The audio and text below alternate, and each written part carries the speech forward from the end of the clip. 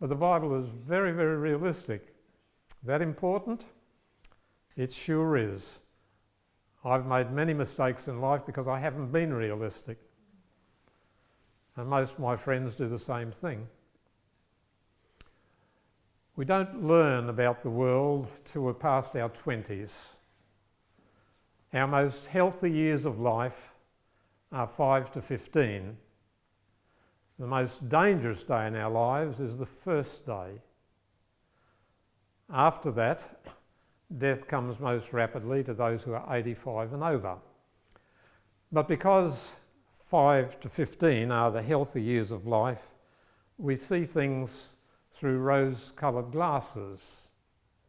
Because to have good health is to have a perpetual Christmas, with just a few interruptions to make us appreciate the rest.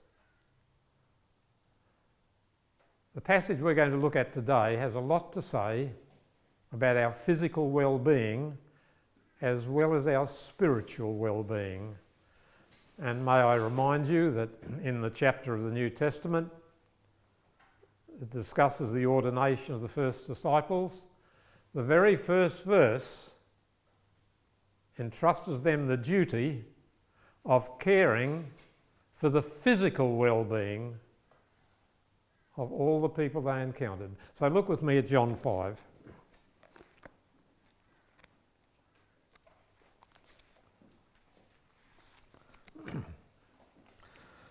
We may take the beginning of this story for granted, but I should remind you that in order to arrive at this hospital, because the early verses picture Jesus at a hospital, the hospital of Bethesda, which meant the house of mercy. In order to get to that hospital, the Lord had walked 56 miles, about 80 kilometres. All right, let's look at the story. John 5.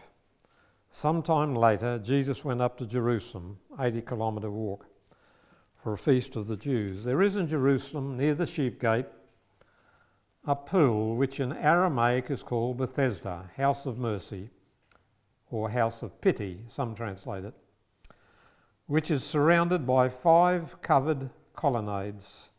And here a great number of disabled people used to lie, the blind, the lame, the paralysed. One who was there had been an invalid for 38 years.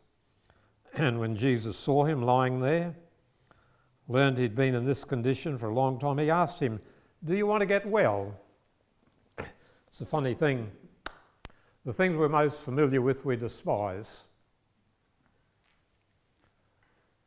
That's why many marriages go on the rocks, because possession brings indifference. But it's a general principle. The things we are most familiar with, we are inclined to despise. Take Christ's question, do you want to get well? That's a question most of us don't ask ourselves, at least for 30, 40 years of life. We take health for granted. Bible doesn't. Bible doesn't. You know, after you get to the age of 30, every year, most of us lose 1% of functional capacity. Every year, we lose 1% of functional capacity. We talk about middle age in the 40s, but, you know, if you're good at arithmetic, the middle of 70 isn't 40.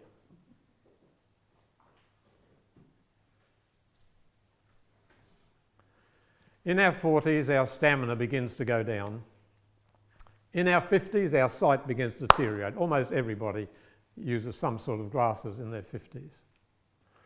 In your early 60s, you only have half as much breathing capacity as when you were 30.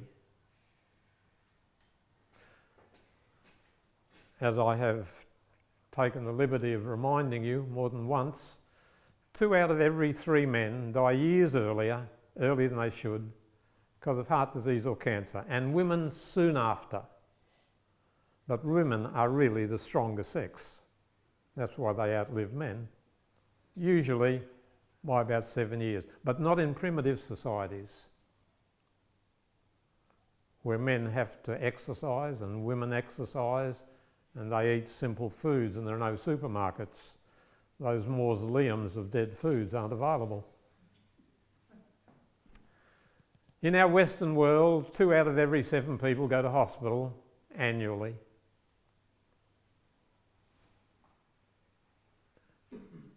And more than that go to the emergency room annually. Life is pretty much an uphill battle for most people once they get out of their 40s.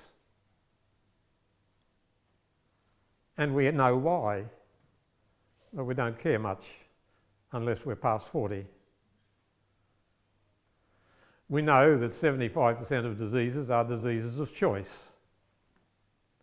We know that 90% of cancer is triggered by what we put between our lips. 5 million people around the world die every year because of tobacco. 5 million.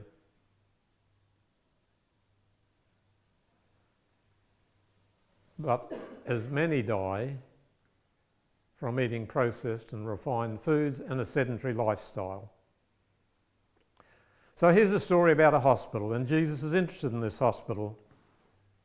Here are the blind and the lame, the paralysed, people who can't see, people who can't walk, people who can't do.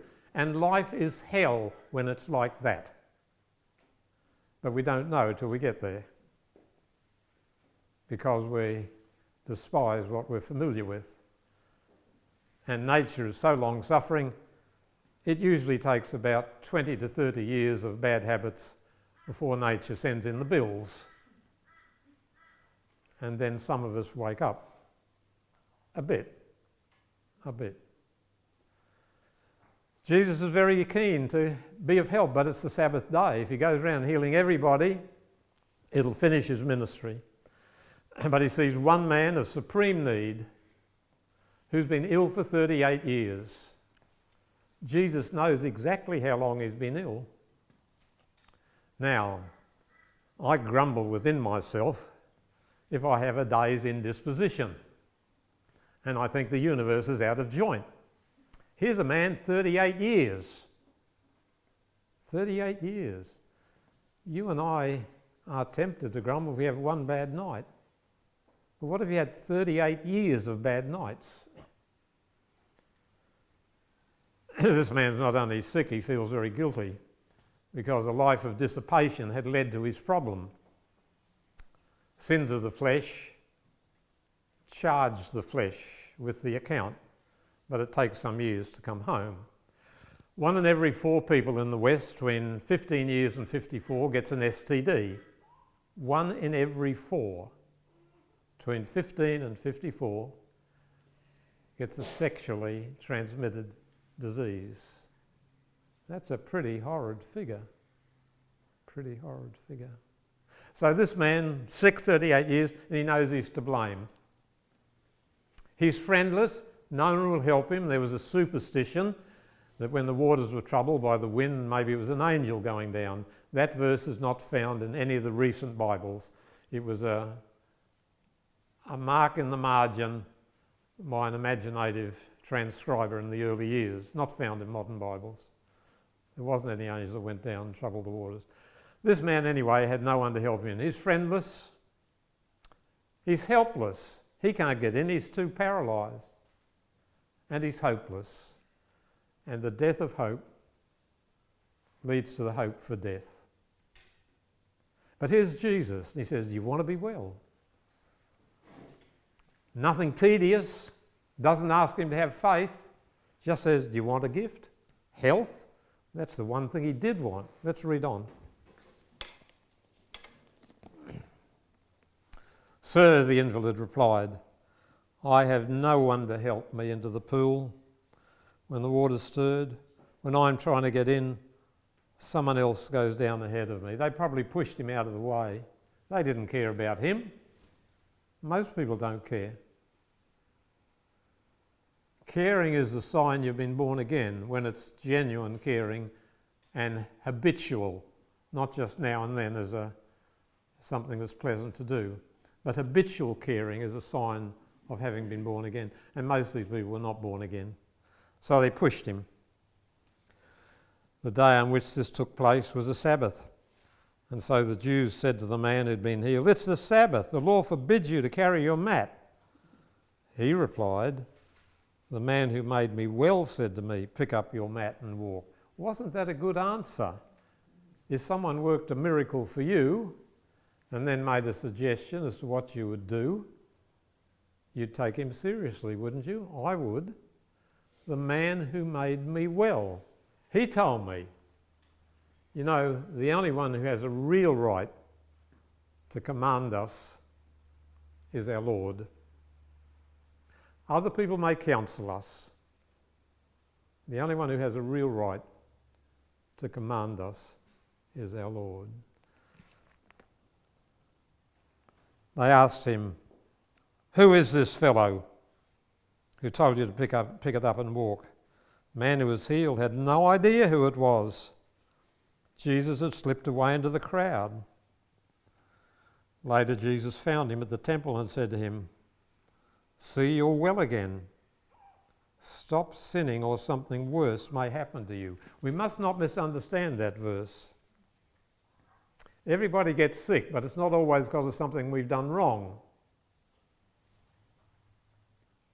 Job was the most perfect man in the East, and he had every disease you could get. Boils from head to foot. The most perfect man in the East. Jesus loved Lazarus, and he's very sick. Indeed, sick unto death. So you must never make the mistake of the disciples who, when they find a man born blind, they say, "Lord, who did sin, this man or his parents? How did he sin if he was born blind?" And they didn't care about the man, they only cared about the theology. And when you have people who care about theology but not about people, don't trust their theology. True theology is a caring theology. It cares for body, mind and soul. Whole thing. So, though Jesus says to this man, "You stop sinning, don't live like you once did before I was born," because this man had sinned before the birth of Christ. But Jesus knew all about it.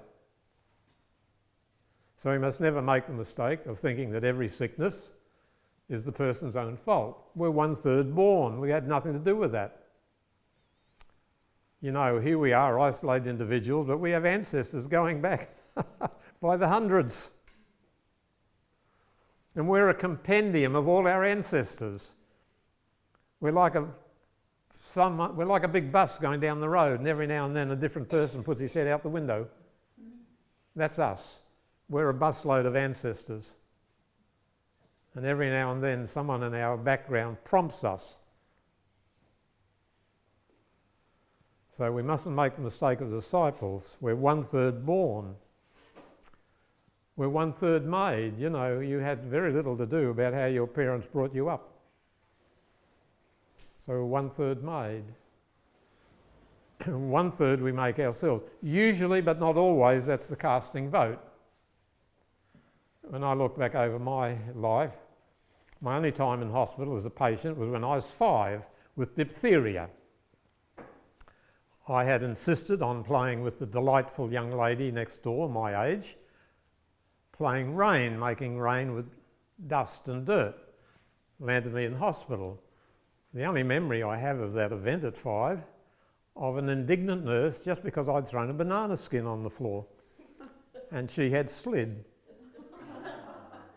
That's the only time I've been in hospital, mercifully, so far. Most people have most of their physical infirmities after 60, not the first 60 years. And then when I was well into my 60s, a congenital problem that goes back perhaps hundreds of years manifested itself, and I found I was unable to walk properly. No hospital could help me, but ultimately orthotics helped me. And this was after about 40 to 45 years of jogging. So a problem that could have come earlier didn't come until I was in my mid-60s, but it was a congenital problem, as the podiatrist told me. He said they used to say you got this problem from your shoes, but he said no, you inherit it. Natives that never wear shoes get the problem you've now got.